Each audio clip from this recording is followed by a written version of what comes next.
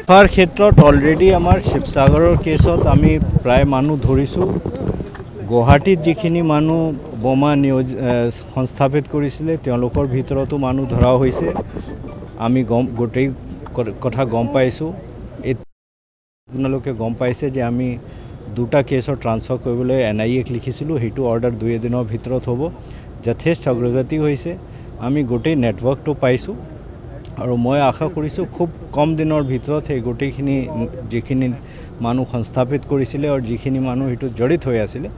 কাৰণ জড়িত হৈ থকা মানুহৰ ভিতৰত কিছুমান মানুহ আমাৰ এটা চবৰীয়া ৰাজ্যত থাকে এই ৰাজ্যত বাসিন্দা হয় তেওঁলোকৰো আমি নাম কালেক্ট কৰিছোঁ গোটেইখিনি ডিটেইলছ আমাৰ হাতত আহিছে আইনগতভাৱে যি ব্যৱস্থা ল'ব লাগে আমি খুব সোনকালে হেতু ল'বলৈ সক্ষম হ'ম এটো মোৰ দৃঢ় বিশ্বাস